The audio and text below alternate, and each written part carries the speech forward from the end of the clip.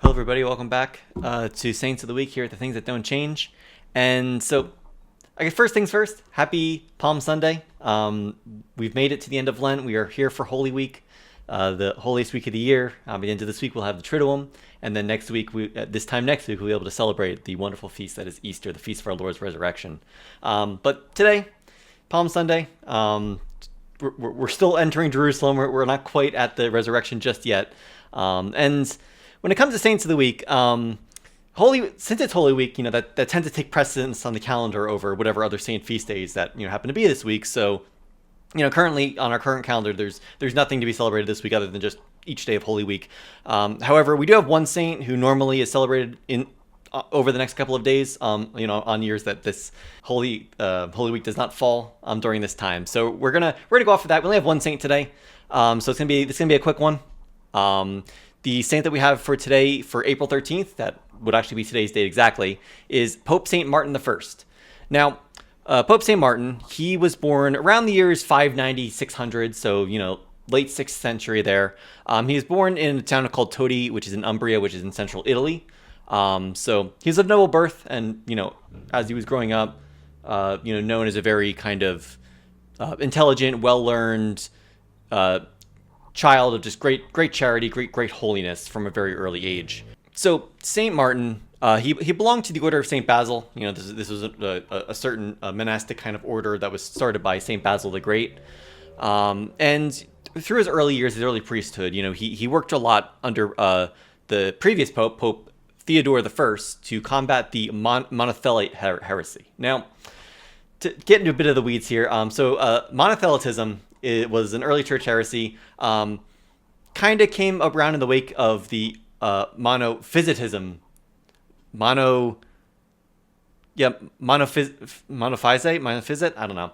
The monophysite heresy, which was actually basically with the idea that, Christ only had a divine nature. We know nowadays, that Christ had a human nature and a divine nature. However, this idea was just that it was just a divine nature, right?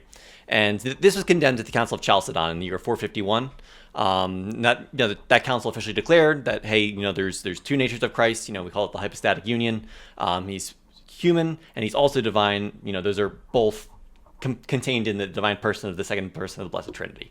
So monothelitism is a heresy that comes along a little while later. And now the question is, how many wills does Christ have? Does he have a human will? Does he have a divine will? Does he have both? What's the story with that? And monothelitism said that Christ only had a single will, just the divine will, which was also condemned because we believe he had both a divine and a human will as Orthodox Catholic Christians. Now, around this time, around the years the early 600s, when Saint Martin was teaching and preaching and living, the Byzantine Empire, which was the eastern half of the Roman Empire fell in 476. However, in the east, it kept going until 1453. So Eastern Roman Empire, what we call nowadays the Byzantine Empire, was ruled by a couple of different emperors over the years. And around this time, there were two specific emperors that we had. We had Emperor Heraclius, who reigned from 610 to 641. Then we had Emperor Constans II, who reigned from 641 to 668. So both of these emperors were very sympathetic. They were monothelites. They believed in this kind of version of Christology. And, they're very active in kind of advocating for this view. They wanted unity in the empire. They wanted religious unity. So, kind of making sure everyone was sympathetic to this monothelite view was, in their minds, the best way to go about that. Of course, in Rome, this was a time when the emperor did have a lot of say in the election of popes. However, that didn't always mean that the popes would agree with the emperor, because the emperor was preaching heresy. The popes weren't about that. So Pope Theodore came into a lot of conflict with the emperors because he did not believe in monothelitism. He, was a faithful, Catholic Orthodox Christian pope. So Pope Theodore sent Martin, again, still a priest at this point, to Constantinople as an apocrisiary, which is basically a fancy word for like a ecclesial diplomat. He was an envoy to be sent to a different court. In this case, it was the court of the Roman emperor himself. And while he was there in Constantinople, Martin was tasked with deposing the patriarch Pyrrhus, who was the patriarch of Constantinople. Pyrrhus was a very well-known monothelite, a friend of the emperor, sympathetic to those in the court who were heretics in that view. So the Pope didn't like this, so he sent Martin to kind of go have him deposed. Pyrrhus has kind of a interesting story in that he was deposed, and then he came back, and then he renounced monothelitism, but then kind of went back into it, and he was kind of in and out of his position over the years. But one of the earlier times when he was deposed, Martin was kind of involved in this and kind of combating these ideas. So in the year 649, after Pope Theodore passed away, Martin himself is elected Pope. And now it was a bit of an interesting situation given this political context, because he was actually consecrated as Pope without any approval from Constantinople. The emperors who usually signed off on the Pope, the Pope would be elected, and the emperors would be like, yeah, we're cool with that guy. In this case, that authorization never came. He was Pope kind of on his own right in that way. So one of the first things he did in the same year he was elected was that Martin called a council at the St. John Lateran, the basilica in Rome. And this council was basically the main thing that they were doing is discussing monothelitism, trying to come up with a unified response amongst all the bishops. There are several, I think there was 150 so bishops who attended this council, and they're basically saying, okay, what can we do to combat this heresy? So one of the first things that they did was they reviewed a couple of pro-monothelite documents that had been promulgated by Emperor Heraclius and then his successor Constans. And both these documents, which, like I said, were very pro-monothelite, they basically condemned them and said, no, that this is not true. These views are erroneous, so we are completely repudiating what the emperor says here. Also, they excommunicated a whole slew of bishops who were monothelites, which included Pyrrhus' successor, who was the new patriarch of Constantinople, Paul II. They also confirmed the doctrine that Christ had two wills. The Orthodox Catholic view up until this point and up until today. And they also sent a letter, an encyclical compiling all of the things discussed at this council. They sent this encyclical to all the Eastern bishops who did not actually attend. There's some bishops from the East who didn't make it for various reasons. Either they were monothelites or they just couldn't make it. So they basically just kind of compiled everything and sent it off for the bishops to review. One of the next things he did after the council was he appointed Bishop John of Philadelphia, not our Philadelphia in the United States, but the Philadelphia from Asia Minor, present-day Turkey, one of the churches of Revelation. So he kind of appointed the Bishop of Philadelphia as kind of his vicar in the East, the one who kind of would manage the promulgation of the results of this council of his agenda kind of in the Eastern part in the Byzantine Empire itself. So amongst the bishops, who were monothelites or were confronted with this was a different Bishop Paul, this one of Thessalonica, who kind of refused to recant, his heretical letters that he had sent, previously. He refused to recant his heresy. So, given that, he was excommunicated and deposed.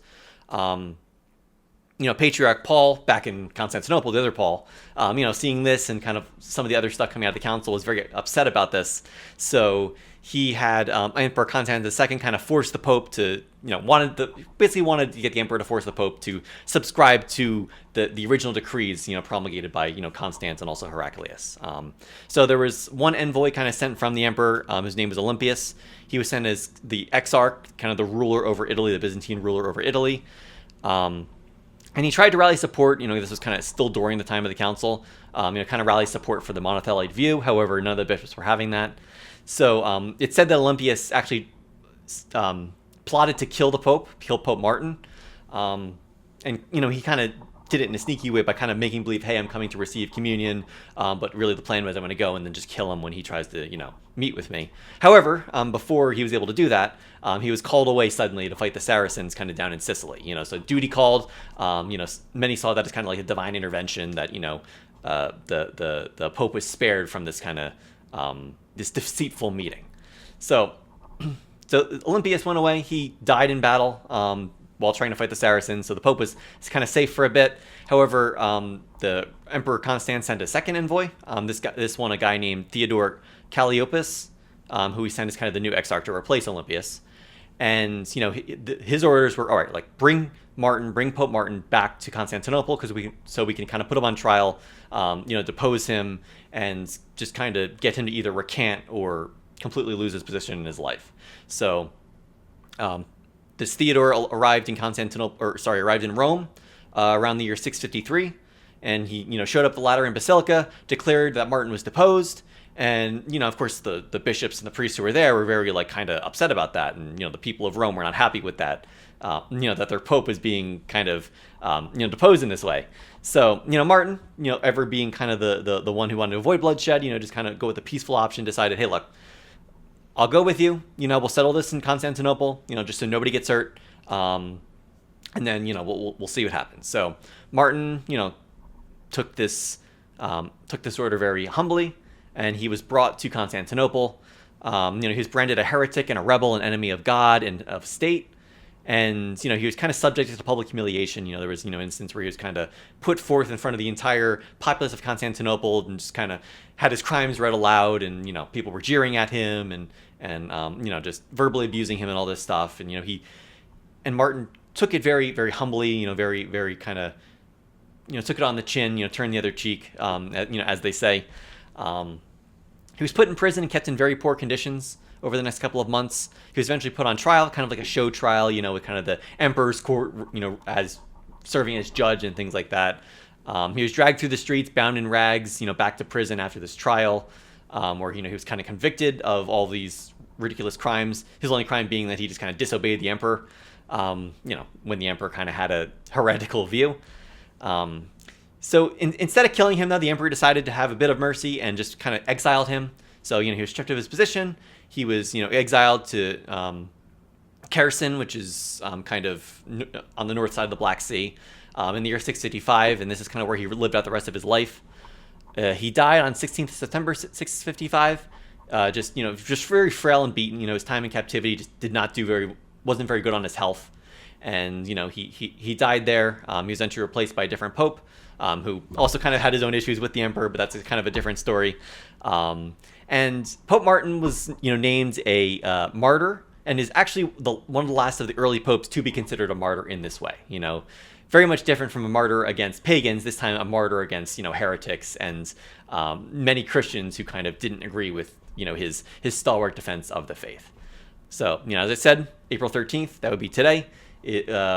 On the day that this video will come out, that'll be the Feast of St. Martin. Of course, since it's Palm Sunday, the feast for this year at least is kind of, I guess, suppressed, as they say. So that's all we have for today. I'm probably going to take next week off, just, with Holy Week and with the Triduum. I usually record these on Fridays, so I'll be a bit busy with Good Friday. So, they're similar to this week, the Octave of Easter also is just kind of, that's the primary feast. So, any saints that come up there, the church isn't really recognizing them.